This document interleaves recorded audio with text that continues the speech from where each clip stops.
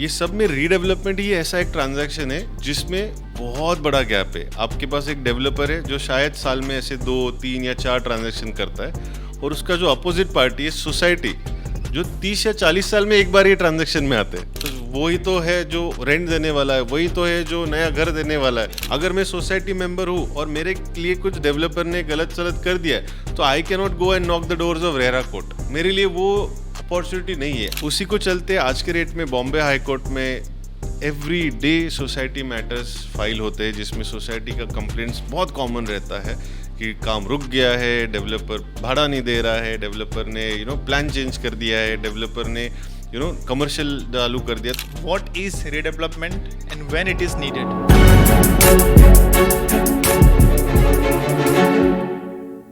आज के इस पॉडकास्ट में हम लोग डिस्कस करेंगे रियल एस्टेट लॉस के बारे में, रीडेवलपमेंट के बारे में और ऐसे कुछ टॉपिक्स के बारे में जो अब तक कवर किसी ने नहीं किया है। हमारे साथ आज जुड़े हैं मिस्टर राहुल हिंगमिरे, जो एक कॉर्पोरेट लॉयर हैं बाय प्रोफेशन। इन्होंने अब तक 70+ कंपनीज में इन्वेस्टमेंट किया है as an angel investor, plus अभी इनका स्पेशलाइज्ड फोकस है टुवर्ड्स रियल एस्टेट रीडेवलपमेंट। और रीडेवलपमेंट एक बहुत ही बिग टॉपिक है, बट इसमें हम लोग ने बहुत सारे इंपॉर्टेंट एस्पेक्ट्स कवर किए हैं, बहुत सारे इंपॉर्टेंट टॉपिक्स कवर किए हैं। So let's welcome mister Rahul Hingmire. Thank you Suvan, thank you for having me. What got you in law and that too in real estate? ऐसा क्या था जो आपको रियल एस्टेट में लेके आया और वो भी लॉ के साथ?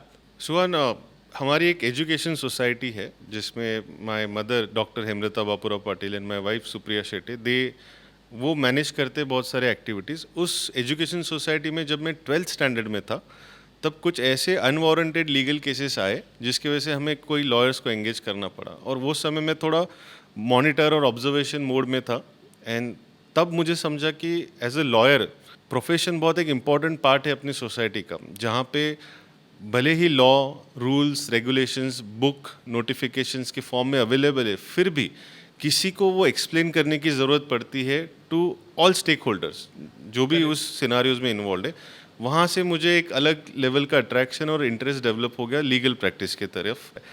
जब अभी रियल एस्टेट की बात करनी चाहे तो real estate as a process, as a segment, ये बहुत अपीलिंग था मेरे लिए, बिकॉज रियल एस्टेट में ना विजन, प्लानिंग और क्रिएशन प्रोसेस जो है, इसके लिए बहुत ही एक सुंदर सा process architects, developers, consultant, stakeholders करते। तो मेरे लिए ये एक पूरा जर्नी बहुत अट्रैक्टिव रहा है। मैंने मेरे एजुकेशन इंस्टीट्यूट में भी देखा है कंस्ट्रक्शन प्रोसेस, मैंने आसपास भी हमारे फैमिलीज़ में या दोस्तों के बिजनेसेस में भी देखा है। फैक्ट्री कोई सेटअप कर रहा है, कोई रेसिडेंशियल या कमर्शियल यूनिट्स खड़े कर रहा है, तो वो प्रोसेस ऑफ क्रिएशन मुझे हमेशा एक्साइट करता था। कभी डेवलपर बनने का मन नहीं किया? हमेशा जब मैं लॉ कोर्स में था तो डेवलपर नहीं, लेकिन आर्किटेक्ट डेफिनेटली बनने का, बिकॉज क्रिएशन के लिए वो प्रोफेशन इज बहुत इम्पोर्टेंट है। तो that's the most first thing that someone thinks of.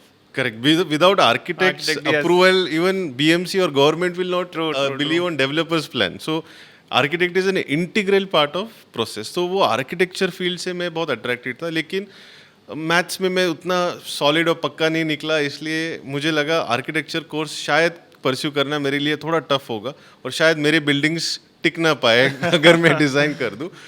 तो लॉ का 5 इयर्स का कोर्स मैंने परस्यू किया। लॉ का 5 इयर्स का कोर्स मैंने कुछ साल मैंने नांदेड़ डिस्ट्रिक्ट से किया, जहाँ से मैं बिलोंग करता हूँ, और बाद में मुझे पूना के फर्ग्यूसन कॉलेज में, जो अभी नवमल फिरोदिया लॉ कॉलेज बोल के जाना जाता है, वहाँ पे मुझे अपॉर्चुनिटी मिली, जो पूना फर्ग्यूसन कॉलेज पे है, कैंपस में है। जब वो कोर्स चल रहा था तब मैंने देखा कि जो सोच और समझ एक एज ए लॉ स्टूडेंट है, उसके हिसाब से देयर आर मेनी अपॉर्चुनिटीज और many scenarios to expand. I was fortunate enough to get into Nottingham university. 1.5-2 साल का मेरा LLM का कोर्स रहा है, जिसमें मैंने इंटरनेशनल इन्वेस्टमेंट और copyright, trademark, patent, insolvency laws, ये सब्जेक्ट्स के ऊपर पढ़ाई की।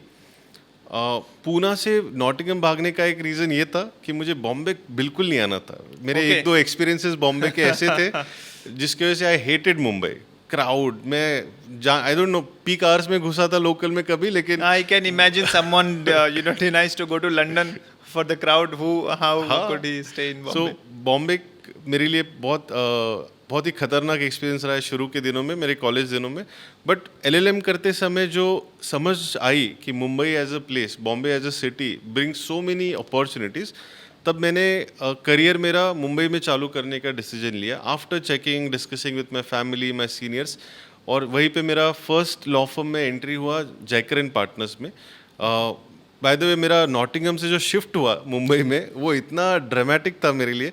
मेरी जर्नी नॉटिंघम में इतनी सॉर्टेड रहती थी कि जहाँ पे मैं अच्छे इंफ्रास्ट्रक्चर और एनवायरनमेंट में Why you मैंने didn't think to stick to Nottingham and work there for some time? वहाँ पे जाने के पहले तो यही प्लान था कि वहाँ पे जाएंगे, पढ़ाई करेंगे, अच्छा सा कॉर्पोरेट लॉ फर्म या कॉर्पोरेट में जॉब मिल जाएगा and will settle there, and फिर True. अगला पूरा लाइफ स्पैन वहीं पे उधर ही जाएगा। स्पेंड करेंगे या आसपास यूरोप में या यूएस में। बट वहाँ पे जाने के बाद ये समझा कि LLM course was not the best course to get into legal और job segment in UK. Second, the growth part, I felt growth is not there as much as it is there in India. Opportunities are And way that more too, in when it abundance. comes to law, I feel you would get much more business or much more work here in India Correct. comparatively. Opportunities के साथ growth है, growth के साथ business है, business के साथ financial success, satisfaction, Everything everything comes. Comes in a basket. Yeah. So UK, no doubt, it is excellent place for Yes. studies, excellent place for spending your future. But for someone who is trying to build a career, probably I felt Mumbai or India is much better place because you have studied 5 years of law. आपने यहाँ पे आपका बचपन से लेके आपका जो कुछ भी एक्सपोजर रहा है, उसको आप सही तरीके से इधर ही टैप कर सकते हो. वहाँ से आपको स्क्रैच से चालू करना पड़ता है. That will take more time, and then उसके बाद अगर लाइफ आपको वापस इंडिया लाती है अनवांटेड सिनारियोज में, इट्स अ बिग शिफ्ट. तो आप तब तक Yes. बहुत अलग जोन में रहते हो, और तब आपको ज़बरदस्ती अगर इंडिया शिफ्ट होना पड़ा किसी कारणवश, देन आपका लाइफ के साथ कंप्लेंट वाला ही सिनारियो चालू रहता है, जो मैंने कुछ दोस्तों के साथ देखा भी है. तो मैंने नोइंगली, डेलिबरेटली, इंटेंशनली डिसीजन लिया to move back to Mumbai. And that is one of the best decisions. Although initially I hated Mumbai, but this is one of the best decisions. I still say that in my professional career, that was a defining decision for me. My career, मेरा career जैकर and partners से चालू हुआ, जहाँ पे मैं general legal matters करता था, literally divorce cases, revenue matters, custom matters. आप जो टाइप का लिटिगेशन बोलो, कलेक्टर के सामने खड़े रह के आर्ग्यू करना है, तलाटी के सामने Which जाना one, है. if I could ask, and you enjoyed the most?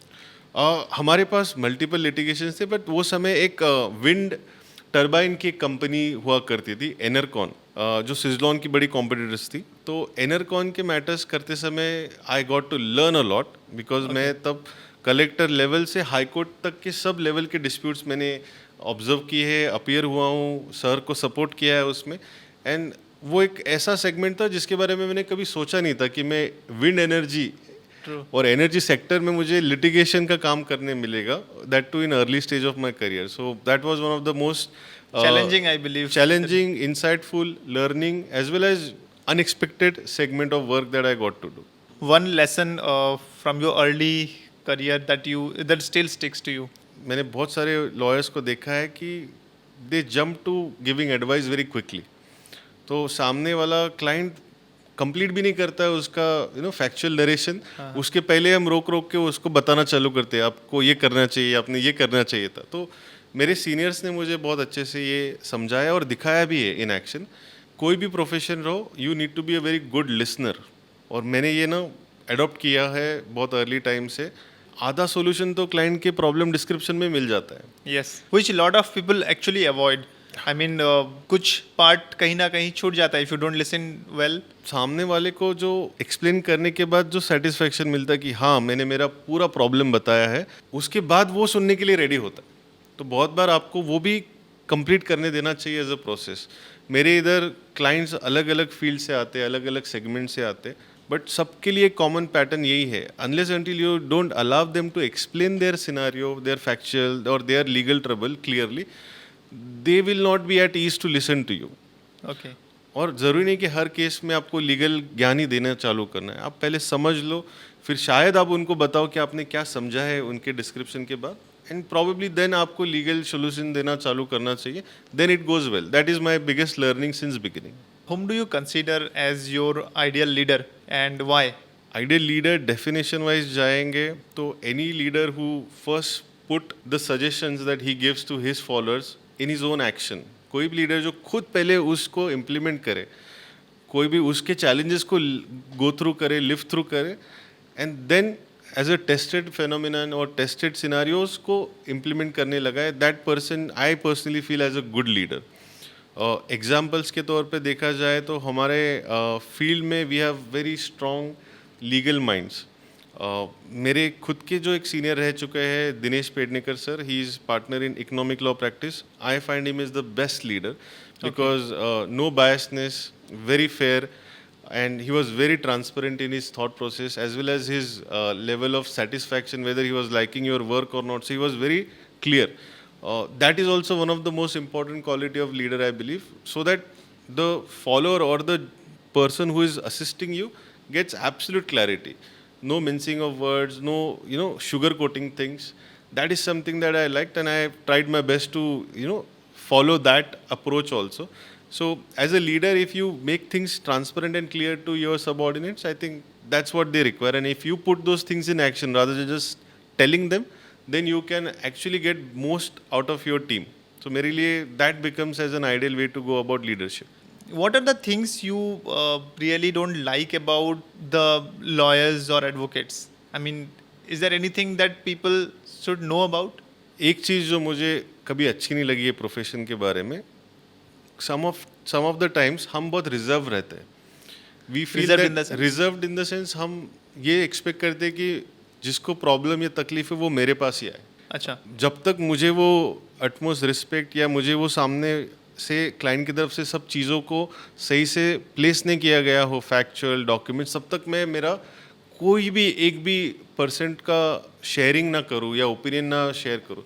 Sometimes ये रिस्ट्रिक्शन और रिजर्वेशन क्लाइंट कोई अच्छे तरीके से देखता है ऐसा नहीं है. तो बहुत बार हमने ये कम्युनिकेट करने को देखा है हमारे ऑफिस में, हमारे टीम में, कि आपको ओपन रहना है फॉर ऑल द सिचुएशंस. तो आपको ज़रूरत पड़ने के बाद क्लाइंट के ऑफिस भी जाना पड़े, that's a fantastic way to learn about your client. आपको उनके एटमॉस्फेयर दिख जाता है ऑफिस में एंटर करते ही, उनका एक साइज समझ में आता है, उनका डिसिप्लिन समझ में आता है. अगर आप कोई भी इवेंट्स भी अटेंड करते हो, और ये इंडस्ट्री इवेंट जैसे हम रियल एस्टेट इवेंट्स में पार्टिसिपेट करते हैं, तो आपको ये भी समझ में आता है कि what is the vision and future of the industry. तो ये रिजर्वेशन के बियॉन्ड अगर आप जाते हो तो there is lot to learn from client specific, from industry specific. ये चीज़ मुझे लगता है लॉयर्स ने थोड़ा चेंज करना चालू करना चाहिए. Although 50 to 60% of lawyers are changing and they are actively participating in many events. बहुत सारे एक्टिविटीज़ में आज के दिन में हम देखते हैं. तो ये थोड़ा एक चीज़ मुझे पहले खटकता था, लेकिन अभी there is positive development happening around it. Okay. What sparked your interest to start a law firm? Initial days में एक स्ट्रगल रहा था कि मुझे एक बहुत अच्छे फर्म्स में जाना था. तो हमारे कुछ टॉप 5 लॉ फर्म जैसे बिग 4 है सीए फर्म्स में, वैसे हमारे भी बिग 4 और बिग 5 हुआ करते थे. अभी चेंज होते रहता है सीक्वेंस. तो हमारा अर्ली डेज का स्ट्रगल ये था कि हमारे पास कुछ अच्छे नाम नहीं थे सीवीज़ के ऊपर इंटर्नशिप्स किए हुए, या हमारा बहुत ही इम्प्रेसिव कॉलेजेस नहीं था. तो मैं और मेरे कुछ 2 को-फाउंडर जो थे, हरीश खेड़कर और निहार ठाकरे, हमारे बीच में कॉन्वर्सेशंस कभी कभार होता था कि we are fortunate to get into good law firms, but ज़रूरी नहीं कि हर किसी को वो अपॉर्चुनिटी मिलती है. और दूसरा, लॉ फर्म स्ट्रक्चर एक ऐसा फॉर्मेट है जिसमें इंडिविजुअल को ना या कॉरपोरेट को एक स्टेबल लीगल सर्विस मिलती है. तो एक पर्सन अवेलेबल नहीं रहा तो भी दूसरा है, तीसरा है टू कंटिन्यू द प्रोसेस. ये 2 चीज़ों को हमको बहुत अप्रोचेबल एंड अवेलेबल करवाना था. तो लॉ प्रोफेशनल्स, लीगल प्रोफेशनल्स जो फ्रेशर्स थे, specially from outside Mumbai, we wanted to get them some platform. जिसकी वजह से हमारा विस लेजिस लॉ प्रैक्टिस, ये लॉ फर्म हमने चालू किया. बाय द वे, विस लेजिस का मतलब स्ट्रेंथ ऑफ लॉ. तो उसी स्ट्रेंथ ऑफ लॉ को हमको लॉयर सेगमेंट को भी देना था, और उसी तरीके से हमको नीडी क्लाइंट्स, नीडी पीपल को भी एक स्ट्रक्चर्ड और रीजनेबली प्राइस सेटअप को हमको एक्सेस देना था. इसलिए हमने विस लेजिस लॉ प्रैक्टिस 2017 में हमने चालू किया. सो विस लेजिस जो लॉ फर्म आपने किया, क्या मोटिव रखा, और अभी कैसा हम लोग देख पा रहे हैं उसको मोस्टली किसको कैटर कर रहे हैं आप? Is it completely towards real estate, or you have different firms, and if real estate, then which all segment you look after? So as I told you, मेरा लॉ फर्म करने के पीछे का मकसद हमारा ये था कि सॉल्यूशंस दिया जाए in structure format. So approach has been always to be solution oriented. तो हमारे पास कोई कुछ केस या ट्रांजैक्शन लेके आएगा तो हम उस काम को कितना लिमिटेड रखें, ये हमारा फोकस रहता है. बिकॉज ट्रांजैक्शन या लिटिगेशन के जर्नी में क्लाइंट को समझ में आता है कि क्या ज़रूरी था और क्या अनवारंटेड था. सो हमारा ये डे वन से अप्रोच रहा है कि जितना ज़रूरत है उतना ही करें, ज़्यादा ना करें, क्योंकि क्लाइंट के साथ हमको लॉन्ग टर्म रिलेशनशिप रखना है. तो नेक्स्ट काम के लिए भी वो बेझिझक हमारे पास आए. बहुत ही सिंपल ऑब्जेक्टिव था. सेकेंड, हमें हमेशा energetic, dynamic, very courageous team members के साथ काम करने का इंटरेस्ट रहा है. बिकॉज हमारे साथ पहले वाले फर्म्स में भी वी फाउंड सो मेनी को colleagues and lawyers like that. तो बहुत बार जो नीड रहती है, जो डेस्परेट अपॉर्चुनिटी मिलने की जो चाहत रहती है लोगों की, वैसे लोगों को हमने ज़्यादा प्रेफरेंस दिया है टू ऑनबोर्ड देम. ओके. और उनके थ्रू हम ड्राइव करते हैं हमारा काम. तो मेरे जो टीम ऑफ लॉयर्स है, they are from Mumbai, they are from outside Mumbai, but वो जो धड़ाके के साथ काम करना चालू करते, कोई भी नया असाइनमेंट दे दे, वो एक पैशन और एनर्जी के साथ काम करने का जो हमारा ऑब्जेक्टिव था, अभी भी कंसिस्टेंटली हम कर रहे हैं. हमने 2017-18 में जब फर्म चालू किया तब इतना एआई और टेक्नोलॉजी की बात नहीं थी. But with the time, with exposure to technology in startups, हमने अभी हमारा रिसेंट ऑब्जेक्टिव भी ये रखा कि by end of this year we will be technology driven law firm, जिसमें हमारा एआई एडॉप्शंस हो रहा है, हम सीआरएम सॉफ्टवेयर्स यूज़ कर रहे हैं. I mean this is something new. मतलब अभी तक मैंने सुना था जो टेक्नोलॉजी का यूसेज डिफरेंट इंडस्ट्रीज में हो रहे थे, but law firm is using technology how, मतलब थोड़ा उसके बारे में थोड़ा बताइए. ये it is so interesting topic हाँ, for me. definitely, because I mean people must be surprised now to listen a law firm is using AI. So there is, I don't know how the need has come in it. So inception point ये है कि as a lawyer we were advising technology companies in their technology transfer, software licensing agreements. और उस चक्कर में हमको कुछ समझ में आया कि ये सॉफ्टवेयर कंपनीज या स्टार्टअप जो क्लाइंट्स हैं हमारे, ये इनके प्रोडक्ट्स भी हमारे काम आ सकते हैं. और इस तरीके से भी कुछ इंडस्ट्रीज के सॉल्यूशंस अगर मिल रहे तो लॉ फर्म्स के लिए भी क्यों ना रहे. और कुछ लॉयर्स हमारे फील्ड से भी they took a leap into technology space. तो मेरे कुछ सर्विस प्रोवाइडर्स है, जैसे जूरिस्फियर हो गया, एआई कंपनी है, एआई लीगल टेक कंपनी है, इसके फाउंडर्स खुद लॉयर्स है. AI legal tech company, when this we say that, is it basically कोई I mean something similar to AI agent जो as a lawyer act करता like है? ChatGPT. Yeah. So ChatGPT is like a Google search for many things. And this is specifically for yes. So answering legal law. tech, AI legal tech has to be tailor made, has to be very specific to the things that lawyers do.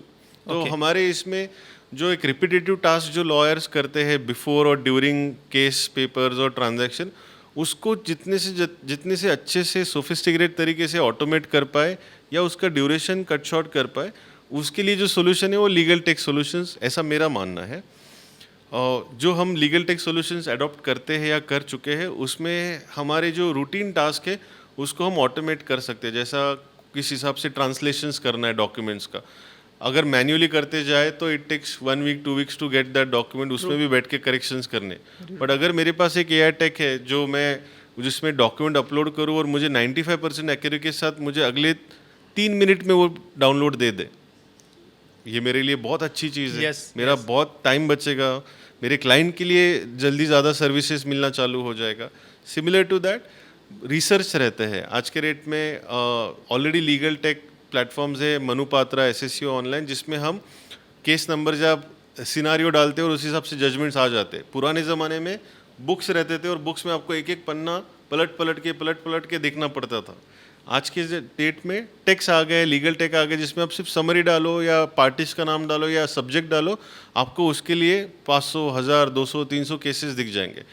अभी यही legal tech में मुझे consolidate form में with final certified version of judgment के links के साथ मिलता है, तो मेरे लिए वो काम बहुत आसान हो जाता है. यस, आई फील AI का जो लॉयर की तरफ हेल्प है, it is mostly to to enable them to become more productive in the sense जहाँ पे वो अपना टाइम सेव कर पा रहे हैं, not making lot of documentation, and case studies भी उनको बहुत अच्छे खासे मिल जा रहे हैं उसमें. यस, इसके वजह से we can cut short the turnaround time. True. उसके वजह से एक जो बहुत बड़ी कंप्लेंट रहती है हमारे फैमिली मेम्बर्स की, लॉयर्स के, कि ये लेट लेट तक ऑफिस में बैठते हैं. Okay. तो हमें वो प्रॉब्लम भी सॉल्व करना है. हमारे लॉयर्स और हर किसी लॉ फर्म के या लीगल प्रोफेशनल्स ने, we should bring that life balance, work life balance in place. तो शायद ये legal technologies are going to help us in achieving Yes, that. mostly because abhi, as far as I know, because we also sometimes take help of lawyers in few things. I mean, not generally in disputes, but some other part. But where they have to make lot of documentations. I mean, every other time you go, they will prepare a thick book. So that is going to actually save a lot of time for them. Yes, and things are going to change drastically in legal space also in coming times. So time will be reducing time to time. So now, in real estate, you are majorly focusing on redevelopment. Tell me something about that, and what made you to start in this segment of real estate? Generally transactions जो होते हैं जिसमें ना दो parties एक same level पे रहते हैं in terms of expectations, deliveries and things. जैसे अगर आपको कोई प्लॉट खरीदना है या किसी को बेचना है, तो आपका और उनका शायद तजुर्बा या experience almost give and take वाला सेम लेवल का रहता है. ये सब में रीडेवलपमेंट ही ऐसा एक ट्रांजैक्शन है जिसमें बहुत बड़ा गैप है. आपके पास एक डेवलपर है जो शायद साल में ऐसे 2, 3 या 4 ट्रांजैक्शन करता है, और उसका जो अपोजिट पार्टी है सोसाइटी, जो 30 या 40 साल में एक बार ये ट्रांजैक्शन में आते हैं. तो मुझे लगा ये रीडेवलपमेंट का जो ट्रांजैक्शन आता है जिसमें बहुत ज़्यादा अवेयरनेस की ज़रूरत है फॉर सोसाइटीज़ जिनका अपर हैंड नहीं है.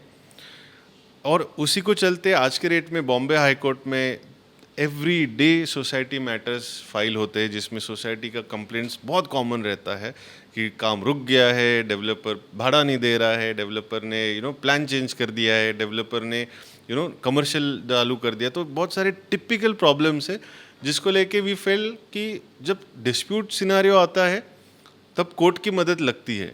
शायद हम इसको कम कर सके अगर हम ट्रांजैक्शन ठीक से सेट करें, डॉक्यूमेंट में ये सब चीज़ों का अच्छा कॉन्सिक्वेंस रखें. इसी की वजह से मेरा इंटरेस्ट रीडेवलपमेंट सेगमेंट में बहुत आया है. और मैं मुंबई में हूँ. मुंबई एक ऐसी जगह है जहाँ पे एसेट क्लास में real estate is the most in demand, emotionally attached, necessity wise. आज हर एक के दिमाग में एक पैरेलली प्लान चलता ही है कि मुझे घर चाहिए, या घर लेने के बाद उससे बड़ा घर चाहिए. तो रीडेवलपमेंट भी उसी का एक हिस्सा है. जो भी पुराने बिल्डिंग्स के टेनेमेंट्स या ऑक्यूपेंट्स हैं उनके दिमाग में भी यही चलता है. सोसाइटी मेंबर्स के भी डिस्कशंस में ये टॉपिक रहता है, जिसकी वजह से आज न्यूज़पेपर में देखोगे एटलीस्ट 5 से 10 आपको न्यूज़ आर्टिकल रीडेवलपमेंट के इर्द गिर्द ही दिखेंगे. तो ये सब देखते हुए I could not be part of this. तो मुझे रीडेवलपमेंट एज अ सब्जेक्ट में बहुत अलग तरीके से पैशन भी है और इंटरेस्ट भी है. एंड फॉर्चुनेटली मुझे बहुत सारी अपॉर्चुनिटीज़ भी मिली है जिसमें मैं सोसाइटीज़ के साथ भी हूँ, और कुछ ट्रांजैक्शन में मैं डेवलपर्स को भी रिप्रेजेंट करता हूँ. What is redevelopment and when it is needed? Redevelopment is a legal and construction process जिसमें एक ओल्ड बिल्डिंग को with prior plan and agreement demolish किया जाता है to implement the plan that was promised by developer to society. और उसी में developer पुराने टेनेंट्स को घर देता है और डेवलपर कुछ नए घर जोड़ता है और इसको मार्केट में बेचता है. ये पूरे प्रोसेस में सोसाइटी को इंटरिम रेंट और ट्रांजिट अकोमोडेशन या फिर कॉम्पनसेशन मिलता है. और इसको साधारण ऐसी सोसाइटीज़ ऑप्ट करते हैं जिनका age is beyond 30-40 and building का स्ट्रक्चर इज़ नॉट सेफ और डिलैपिलेटेड, और FSI ज़्यादा जनरेट हो चुका है, जिसके वजह से शायद कमर्शियली इट मेक सेंस कि छोटे बिल्डिंग की जगह पे आप बड़ी बिल्डिंग कर सकते हो with new amenities, new infrastructure. तो जनरली रीडेवलपमेंट इसी को बोलते हैं. यू मेंशन बिफोर कि जहाँ पे एक डेवलपर काफ़ी बार रीडेवलपमेंट अपने लाइफ साइकिल में करता है, बट सोसाइटीज़ तो फर्स्ट टाइम या मैक्सिमम सेकंड टाइम देखती है redevelopment. Correct. Don't you think कि वहाँ पे we having so much of experience a developer who has done multiple times, तो सोसाइटीज पावरलेस फील नहीं करते with their inexperience in this work? यानी रिसेंट टाइम तक की बात बताए तो सोसाइटीज़ को ये शायद समझने में थोड़ी देर होती थी कि डेवलपर के पास खुद की लीगल टीम है ये True, काम करने के लिए सोसाइटी के पास नहीं है, कुछ भी नहीं है। They are, I mean, society first को time. शायद बहुत बार लीगल सपोर्ट भी डेवलपर बोलने के बाद सोसाइटी सोचते थे। मैंने ऐसे भी बहुत सोसाइटीज देखी कि वो डेवलपर का नाम, डेवलपर का प्रोमिसेस, एश्योरेंस देख के they used to simply go and sign redevelopment agreements also, but that was past. True. Now time has changed. Now societies have become very smart and rightly so. Managing committees are bringing experts. आज bidding process होता है for developers to bid for societies. उसका documents एक proper consultant के through बनाया जाता है, like project management consultant, civil engineers, lawyers, ये दोनों साथ में मिलके अच्छा एक बिडिंग डॉक्यूमेंट या RFQ बनाते हैं, जिसके बेसिस पे डेवलपर्स क्वालिफाई होगा कि नहीं ये सोसाइटीज डिसाइड करती है. So was it earlier the same thing or it was something different? It was supposed to be like this. It was supposed to follow protocol of 79A of Maharashtra Cooperative Societies Act, जो एक directive principle है for generally any society going under redevelopment, ideal format in which society should conduct. Societies ने how they should pass initial resolution, society के level पे society ने कुछ निर्णय लेने चाहिए, उसके बाद सोसाइटी ने लॉयर PMCs को पिक्चर में लाना चाहिए, उसके बाद डेवलपर का अपॉइंटमेंट होगा, उसके बाद डेवलपर के डेवलपमेंट एग्रीमेंट का कुछ फॉर्मेटेड और मैंडेटरी क्लॉजेस का भी रेफरेंसेस 79A डायरेक्टिव प्रिंसिपल्स में मिलता है. तो ये प्रोटोकॉल और ये डायरेक्टिव प्रिंसिपल के तहत रीडेवलपमेंट प्रोसेस होनी चाहिए. But Okay. पहले के ज़माने में societies used to find this as a very complex process of redevelopment, so they used to request developers only to drive entire thing. और तब डेवलपर्स भी शायद वो ऑफर करते थे कि हम कर लेंगे पूरा आपके लिए, आप हमें पावर ऑफ अटर्नी भी दे दो, आप डेवलपमेंट एग्रीमेंट भी दे दो, आपके लिए हम ये सब अप्रूवल परमिशन प्रोसेस हम सब खत्म करके आपको सीधा हम नए घर में शिफ्ट कराने तक का पूरा हमारी जिम्मेदारी रहेगी. और ये अभी भी होता है. बट आज के ज़माने में सोसाइटी मेंबर्स अगर वेल एजुकेटेड है, उन्होंने खुद पर्सनल लेवल पे कोई ट्रांजैक्शंस देखे हैं ऐसे, या ऑब्जर्व किया है और रिसर्च किया है रीडेवलपमेंट के बारे में, they are bringing good amount of filters. ऐसे फिल्टर जिससे इनएक्सपीरियंस PMC और लॉयर्स भी फिल्टर हो जाए, ऐसे फिल्टर जिसमें इनएक्सपीरियंस डेवलपर या जिसके पास रीडेवलपमेंट का एक्सपीरियंस बहुत नॉमिनल है और निग्लिजिबल है, शायद उनके अलावा they will go to more preferred, more experience, more hands on developers on redevelopment space. तो ये एक जर्नी और ये शिफ्ट अभी हमको देखने को मिल रहा है. बट पहले के ज़माने में बिकॉज उनके साथ लॉयर्स नहीं थे, तो they used to feel dominated, they used to feel developer will always have upper hand, because वही तो है जो रेंट देने वाला है, वही तो है जो नया घर देने वाला है. I mean, all the powers are in hand of developer. I feel earlier this used to be the scenario. Only because of not so well documented redevelopment agreement. अगर आपका रीडेवलपमेंट एग्रीमेंट अच्छे से सोच समझ के बनाया है, then it is balanced. Redevelopment transaction is not suppose to pass on power to anyone in a dominant way. It has to have a balanced way, जिसमें सोसाइटी का भी राइट्स और रिसीवेबल्स प्रोटेक्टेड रहे, at the same time developer को भी एक decent level का flexibility और लिबर्टी मिले, जिसके चलते वो टाइम टू टाइम प्रोजेक्ट को अच्छे तरीके से एग्जीक्यूट करते जाए. So you mean to say now the societies have more experience or more understanding about this Yes. redevelopment process? Society members आज के रेट में रीडेवलपमेंट के बारे में न्यूज़पेपर में पढ़ते हैं, आपके जैसे पॉडकास्ट चैनल्स के थ्रू उनको भी बहुत सारा इन्फॉर्मेशन मिलता है. Experts are conducting events. अभी हमारा 11 जून को रीडेवलपमेंट समिट हो रहा है. आप सोचिए इतने लेवल पे चीज़ें प्रेजेंट की जा रही है जहाँ से आप नॉलेज और अवेयरनेस ले सकते हो. In fact that has prompted me to write a book also on redevelopment as a subject, जिसके चलते आई फील सोसाइटी मेंबर्स के पास सोर्स ऑफ इंफॉर्मेशन डिसेंट सा आ गया है, with good and bad, with dos and don'ts. ये सब चीज़ों के वजह से now you have well informed society members and their committee, जो अभी इस प्रोसेस को अच्छे तरीके से हैंडल करना चाहते हैं और टाइम टू टाइम रिकैलिब्रेट करना चाहते हैं, जिसकी वजह से दोनों पार्टीज़ का, सोसाइटीज़ का और डेवलपर का इंटरेस्ट कभी डिफीट ना हो. Has does RERA play any role in this whole redevelopment agreement or the process? Unfortunately, RERA doesn't get to do much for societies in redevelopment agreement process. But there is some role of RERA. RERA has role to approve a redevelopment related construction project.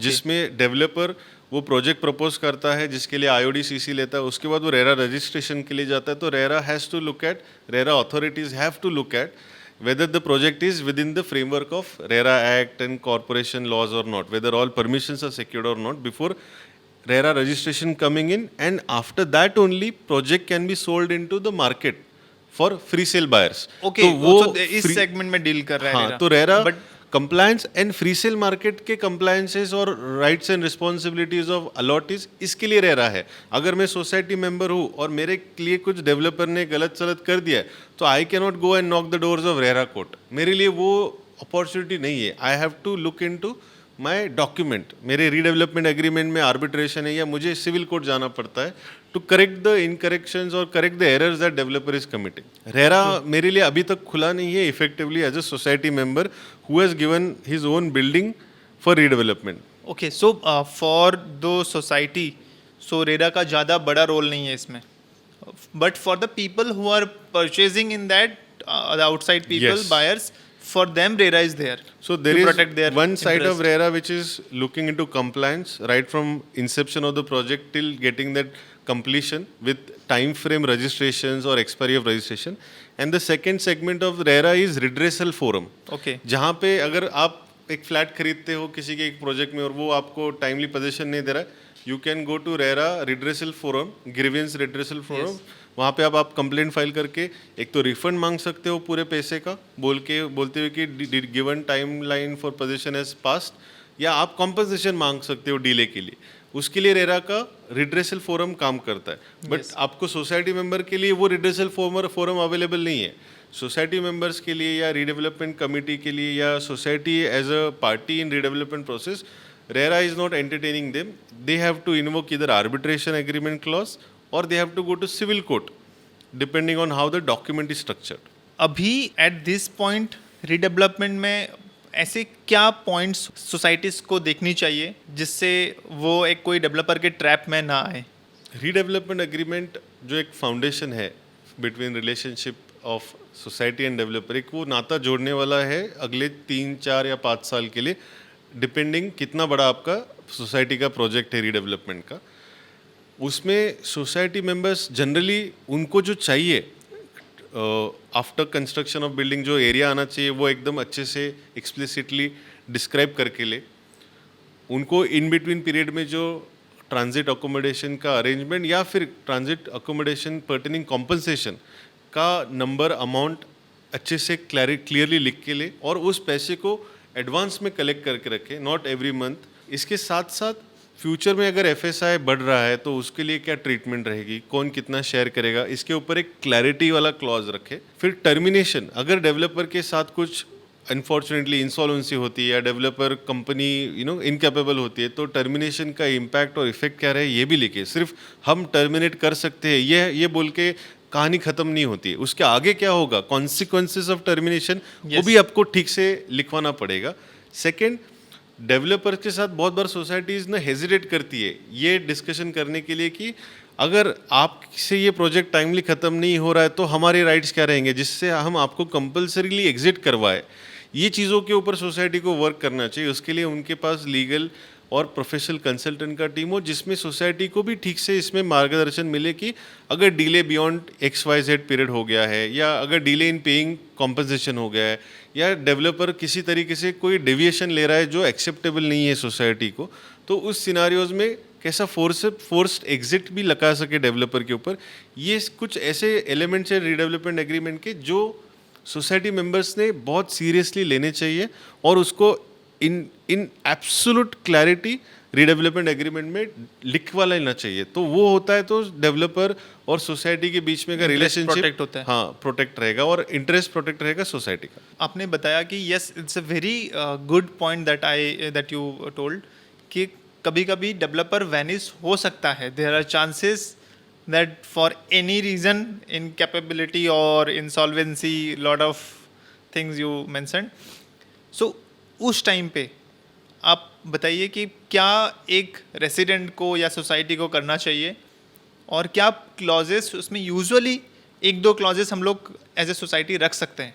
अगर कोई भी scenario की वजह से developer का project complete करने का intent नहीं दिखता है, तो उसके लिए पीएमसी के रिपोर्ट्स बनाते रहने चाहिए एक तो सोसाइटी मेंबर्स ने, तो उसके लिए एक लीगल डॉक्यूमेंटेशन भी क्रिएट होता है, जिसके वजह से सोसाइटी लीगली और लीगल स्टेप्स लेते हुए डेवलपर के साथ डेवलपमेंट एग्रीमेंट टर्मिनेट कर सकती है।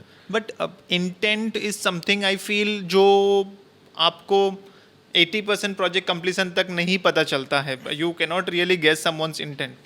सो how do you understand, I mean, और क्या क्लॉज उसको रखना चाहिए जहाँ पे they can terminate and then they can build the project successfully. So generally society members के पास जो पीएमसी रहते हैं वो ऑब्जर्व कर सकते हैं प्रोजेक्ट का टाइमलाइन, उसका प्रपोज डेट ऑफ कंप्लीशन के आसपास है, हम we are very away from that.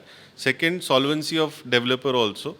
Thirdly, within developer अगर मैनेजमेंट वाइज मेजर चेंजेस हो रहे हैं, अगर डेवलपर खुद की कंपनी का स्टेक किसी को दे रहा है और वो जो नया मैनेजमेंट आ रहा है वो इंटरेस्टेड नहीं है परस्यू करने में, तो ये सब चीज़ों की वजह से society can assess. Third, developer के अगेंस्ट अगर कोई लिटिगेशन चालू हो गया, अगर डेवलपर ने कोई लोन में डिफॉल्ट किया जिसकी वजह से डेवलपर के कंपनी के ऊपर एडमिनिस्ट्रेटर आ गए, या developer is no longer having availability of funds that he promised, ये सब सिनारियोज को आपको रीडेवलपमेंट एग्रीमेंट में कैप्चर करके कंडीशन प्रेसिडेंस रखनी है या प्रीएम्प्टिव सिनारियोज को कैप्चर करना है, जिसके चलते societies can take legal opinions, advice, and in a structured manner with supporting documents and notices to developer can find alternative scenario जिसमें पहले इनके साथ टर्मिनेट करे और दूसरे डेवलपर्स को या सेल्फ रीडेवलपमेंट के प्रोसेस को एक्सप्लोर कर सकता है.